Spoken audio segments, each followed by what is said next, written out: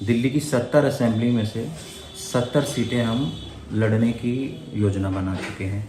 Total 70 में से 70 candidates हम उतारेंगे और उसमें से हमारी कोशिश ये रहेगी कि बहुजन समाज पार्टी दिल्ली प्रदेश में अगर बात करें तो कोई नई नहीं है पूरे प्रदेश के देश के तौर पर। अगर आप देखेंगे कि दिल्ली प्रदेश के तौर पर भी हमारा यहाँ जो वोट ऑफ परसेंटेज है वो 2008 से 12 में लगभग 15% रहा है, 14 प्लस रहा है। और ऐसे में अगर रैली की बात आती है तो हमने शुरुआत आदरणीय बहन जी ने, हमारे जो नेशनल कोऑर्डिनेटर हैं आदरणीय माननीय आकाश आनंद जी, उनको भी दिल्ली की जिम्मेदारी विशेष रूप से दी है कि आप दिल्ली से कनेक्ट रहें, यहाँ के पदाधिकारियों से कनेक्ट रहें और उन्हीं के हिसाब से आदरणीय बहन जी जो निर्देश देती हैं वो अच्छी तरह से इम्प्लीमेंट कराने में उनकी मेन भूमिका रहे। तो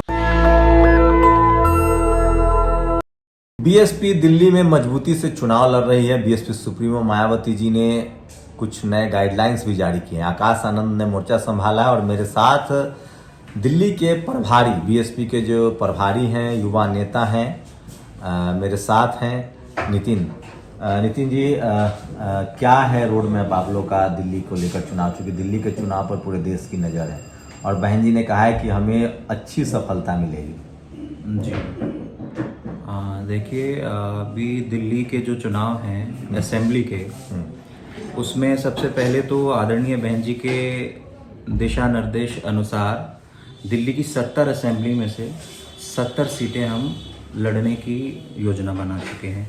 टोटल 70 में से 70 कैंडिडेट्स हम उतारेंगे और उसमें से हमारी कोशिश ये रहेगी कि बहुजन समाज पार्टी दिल्ली प्रदेश में अगर बात करें तो कोई नई नहीं है पूरे देश के तौर पर। अगर आप देखेंगे कि दिल्ली प्रदेश के तौर पर भी हमारा यहाँ जो वोट ऑफ परसेंटेज है वो 2008 से 12 में लगभग 15% रहा है, 14 प्लस रहा है।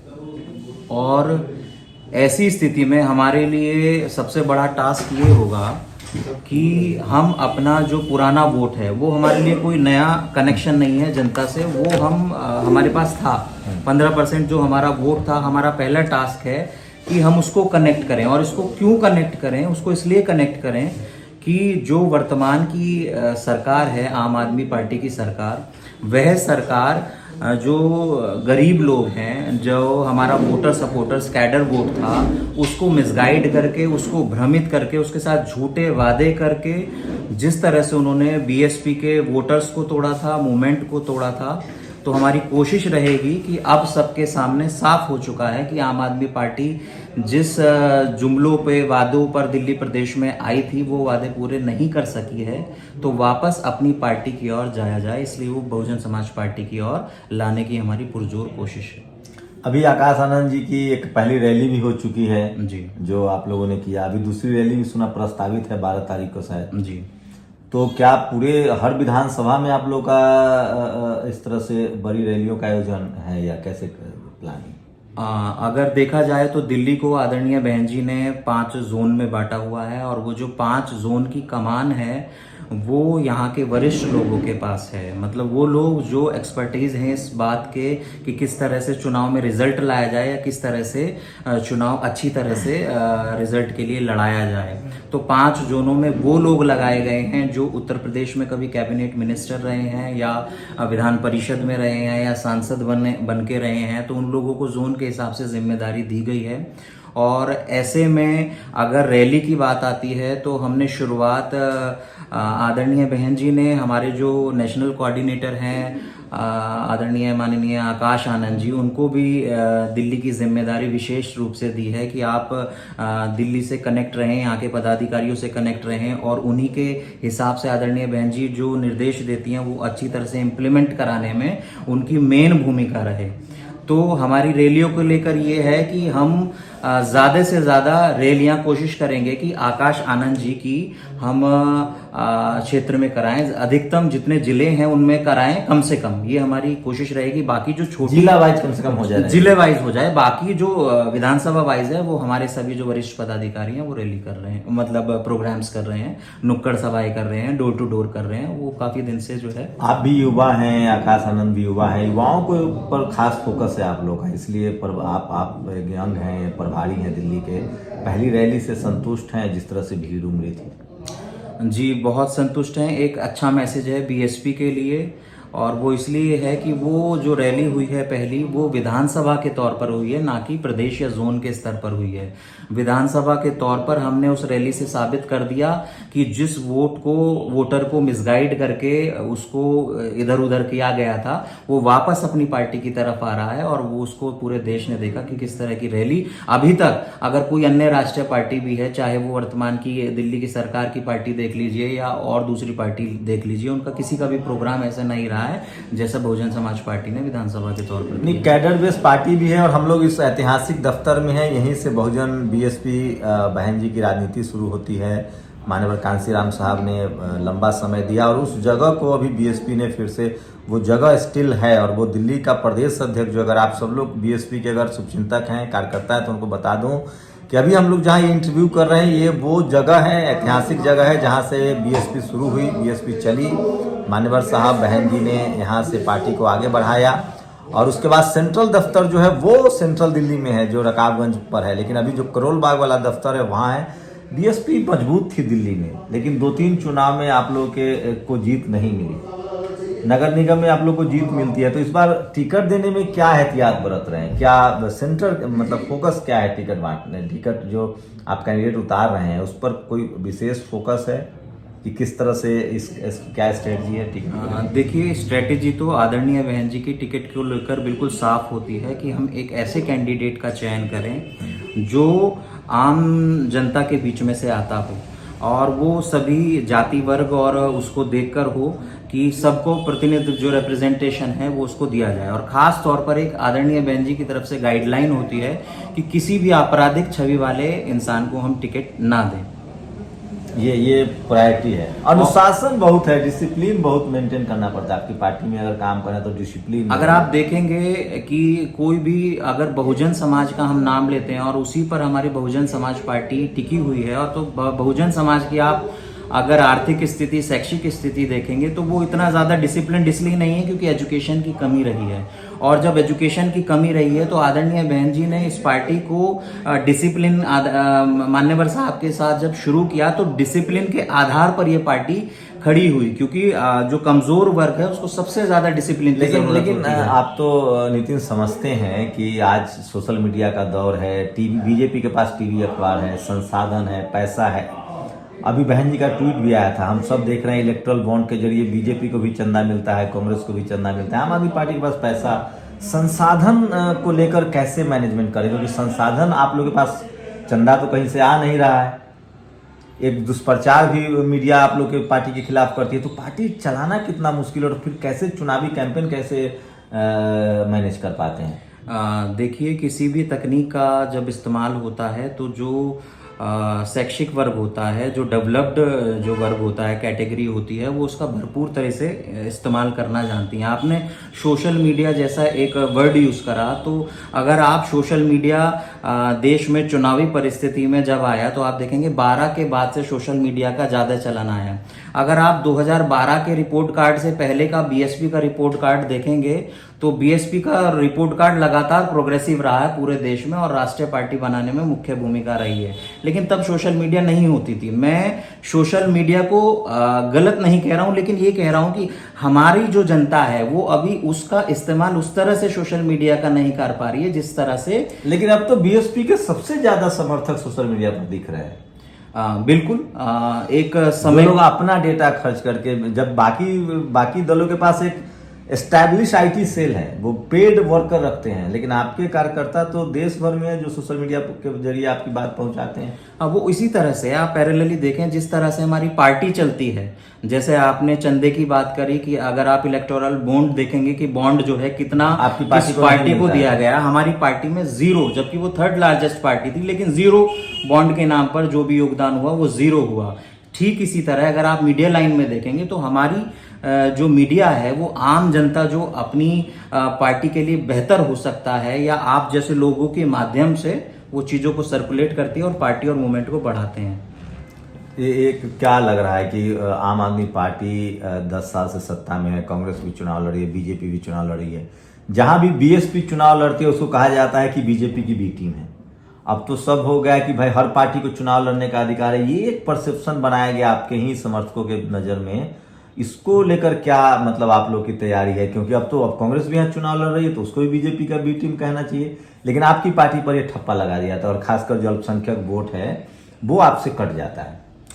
अगर आप बी टीम की बात करेंगे तो ये जो वर्तमान की सरकार चल रही है बीजेपी, अगर आप इसका पूर्व में इतिहास देखेंगे कि अगर पहले भी किसी ने इसको हटाने का काम किया तो आदरणीय बहन जी का जो समर्थन बीजेपी को उस समय चाहिए था, आदरणीय बहन जी ने अपने समाज के लिए उस पार्टी को समर्थन ना करके सरकार बीजेपी की गिरवाई थी। तो आप इससे अंदाजा लगा सकते हैं कि देश में इकलौती ऐसी पार्टी और इकलौती ऐसी नेता है जिन्होंने बीजेपी को पूर्व में सेंट्रल में गिराया था। तो किस हिसाब से हम बी टीम हो सकते हैं? नहीं, ये इस तरह के जो आरोप लगाते हैं तो उसका मीडिया वाला सेक्टर आप लोग छोड़ रहे हैं, क्या लग रहा है? आप जैसे युवाओं को आप जोड़ रहे हैं, आकाश जी अब लीड कर रहे हैं, आप जैसे लोग प्रभारी बन रहे हैं, तो लगता नहीं कि अब टीवी अखबार, चूंकि अब टीवी अखबार की मजबूरी है, वो डाइवर्स हो रहा है। वो एससी, अब तो पहले SC ST OBC शोषित वंचित की बात बीएसपी करती थी, अब तो हर पार्टी का ये पॉलिटिकल एजेंडा हो गया। सब पार्टी SC ST OBC की बात करें, प्रधानमंत्री का भाषण सुनिए, विपक्ष अब अरविंद केजरीवाल आरक्षण का कार्ड खेल रहे हैं। तो क्या लगता है कि जो बीएसपी का जो कोर एजेंडा था उस पर सारी पार्टियां आ रही है, कहीं बीएसपी उसको टैकल नहीं करी? क्योंकि जो मुद्दे बीएसपी ने उठाए, आज सारी पार्टियां आरक्षण संविधान की बात कर रही है। बीएसपी का मतलब मैनिफेस्टो ही संविधान है, उसने कभी मैनिफेस्टो जारी नहीं किया, वो कहते हैं कि हम संविधान लागू करेंगे। तो वो सारे हालात आपकी पार्टी के पक्ष में आ रहे हैं, लेकिन क्या आप लोग उसको कैश नहीं करा पा रहे हैं? देखिए, आपने ही कहा कि अब सारी जो पार्टियां हैं वो SC का नाम लेती हैं, ST का, OBC का नाम लेती हैं और देश का जो वंचित समाज है उसकी बात करती हैं। तो हमारा ही ये शुरू से एक जो हमारा ही शुरू से ये मुद्दा रहा है। जैसे आप कहेंगे कि चुनाव के समय पे जो पार्टियां हैं वो तरह तरह के नए नए मुद्दे लाती हैं, आपके पास ऐसे क्या इश्यूज हैं? हमारी पार्टी का गठन जब से हुआ आज तक हमारा जो एक बेसिक जो एक मूल मंत्र मान्यवर साहब ने दिया बहुजन समाज के लिए, आज तक वो बना हुआ है। अगर आप संविधान की बात करते हैं तो संविधान की बात करने वाले इस देश में सबसे पहले कौन सी पार्टी है? मैं वो कह रहा हूँ नितिन जी कि आपकी पार्टी ने वो सारे मुद्दे उठाए शुरुआत में जिसकी पहले बात नहीं होती थी, अब सारी पार्टियां उसी मुद्दे पर है, लेकिन आप उस मुद्दे पर कैसे पीछे छूट रहे हैं? देखिए, किसी के मुद्दे उठाकर उसको कैश करने का प्रयास करना और उस मुद्दे को इम्प्लीमेंट करा के सोशल ट्रांसफॉर्मेशन करने में बहुत फर्क है। किसी आइडियाज को लेकर सर्कुलेशन में लाना और किसी आइडियाज पर काम करना, उस पर इंप्लीमेंट करना, उसका फ्रूटफुल रिजल्ट देना एक अलग बात है। अगर उस आइडियाज पे मुद्दे पर किसी ने काम किया है तो बीएसपी इकलौती ऐसी पार्टी है जिस पर काम किया गया है उन मुद्दों पर। कितने सीटों का अनुमान हम अगर अनुमान की बात कहें, सीट की बात कहें, ये एक अलग चीज है, लेकिन हमारा, जैसे मैंने आपको कहा कि हमारा मुख्य उद्देश्य है जो वोट हमसे गया था, अगर वो वोट हमारे पास हम लाने में सक्षम होते हैं तो 8 से 10 सीट पर हम अपनी जीत पक्की कर सकते हैं। और हमारा यही प्रयास है कि हम 15% का जो वोट है, शेयर है, उस तक जाएं और उसी के माध्यम से हम 8-10 सीटों को रीच करें। तो ये प्रदेश अध्यक्ष भी हैं बीएसपी के और प्रभारी भी हैं, प्रदेश अध्यक्ष भी हैं, किस तरह की तैयारी चल रही है अध्यक्ष जी? मुझे पहले मैं आपके चैनल के माध्यम से थोड़ा और आगे जी। हाँ, दिल्ली प्रदेश के साथ साथ देश के तमाम बहुजन समाज के लोगों, सर्व समाज के लोगों को नई साल की बहुत बहुत शुभकामनाएं देता हूं बहुजन समाज पार्टी की तरफ से। और जैसे कि अभी आपने कहा कि कैसी तैयारी चल रही है, तो हमारी संगठन बड़ा मजबूती के साथ में हर विधानसभा क्षेत्र में लगा है और हम लोग सेक्टर बूथ तक अच्छी पकड़ बना चुके हैं संगठन के माध्यम से। जैसे कि सर ने अभी बताया है कि जो भ्रमित हो गया था वोट, वो दोबारा से बहुजन समाज पार्टी की तरफ आ गया है। और उसका एग्जाम्पल माननीय आकाश आनंद, हमारे नेशनल कोऑर्डिनेटर की जो पहली जनसभा जो कोंडली विधानसभा में हुई, उससे पूरा दिखाई देता है कि बहुजन समाज का जो वोट है वो वापस बीएसपी के अंदर आ चुका है। तो देखिए, समय करवट तो ले रहा है। वो तमाम पॉलिटिकल एजेंडे जिसको बीएसपी सुप्रीमो मायावती जी हो या मान्यवर कांसीराम साहब हो, जिनको राजनीति का रसायन शास्त्री कहा जाता है, उन्होंने जो तमाम जो पॉलिटिकल जो नारे गढ़े, चाहे वो संविधान को उन्होंने अपना मैनिफेस्टो बनाया, SC ST OBC की राजनीति शुरुआत की, तमाम बहुजन महापुरुषों की राजनीति शुरुआत की, आज सारी पार्टियां उसी मुद्दे पर चुनाव लड़ रही है। लेकिन सवाल उठता है कि इन सारे मुद्दों पर जो पार्टी बनी, इन सारे मुद्दों को लेकर जिस पार्टी ने संघर्ष किया, चुनावी जीत से वो कैसे दूर रह जा रही है? क्या उनके समर्थकों के लिए भी ये बड़ा सवाल है, उनके नेताओं के लिए भी बड़ा सवाल है। लेकिन इसमें जो एक सबसे बड़ा सवाल है, मैं बार बार कह रहा हूं कि इस देश में जो संसाधन का मामला है, पैसे का मामला है, सोचिए आज भी इस देश में जो बहुजन लीडरशिप वाली पार्टियां हैं उनको चंदा नहीं मिलता है। और इसलिए बीएसपी सुप्रीमो मायावती का कहना है कि हम अपने समर्थकों की मदद से ही चुनाव लड़ते हैं। तो क्या आर्थिक संसाधन एक बड़ा मुद्दा है जो बीएसपी की जीत में आड़े आता है? आप लोग अपनी राय जरूर दीजिए। और बीएसपी इस बार 70 सीटों पर चुनाव लड़ रही है। मेरे साथ नितिन थे जो प्रभारी हैं 5 राज्यों में, और दिल्ली में भी वो देख रहे हैं, और राष्ट्रीय कोऑर्डिनेटर आकाश आनंद के साथ भी वो लगातार क्षेत्र का दौरा भी कर रहे हैं। पूरी बातचीत पर आप अपनी प्रतिक्रिया जरूर दीजिए। हमारी लगातार कोशिश होती है कि जो बहुजन लीडरशिप वाली पार्टियां हैं उनके नेताओं से आपको रूबरू कराया जाए, क्योंकि जैसे इनको चंदा नहीं मिलता है उसी तरह से SC ST OBC लीडरशिप वाली पार्टियों को मीडिया कवरेज भी नहीं मिलता है। लेकिन आज सोशल मीडिया है, और एक बात तो है कि सोशल मीडिया पर इंडिविजुअल अगर बात करें तो बीएसपी के जो समर्थक हैं वो सबसे ज़्यादा ईमानदारी से अपना खर्चा करके काम करते हैं। देखते हैं दिल्ली के नतीजे क्या होंगे। लेकिन बीएसपी ने बड़ी तैयारी की है, और आकाश आनंद की पहली रैली हो चुकी है, और दूसरी रैली भी 12 तारीख को प्रस्तावित है। आप लोग अपनी राय जरूर दीजिए। शुक्रिया, आप दोनों लोगों का बहुत बहुत शुक्रिया। नेशनल दस्तक की आपसे गुजारिश है कि अगर इसको बचाना चाहते हैं तो नेशनल दस्तक को सब्सक्राइब करने के लिए रेड कलर के सब्सक्राइब बटन को दबाएं, फिर बेल आइकन की घंटी दबाएं। नेशनल दस्तक को बचाने के लिए बहुत जरूरी है कि हर खबर को शेयर करें, लाइक करें, कमेंट जरूर करें।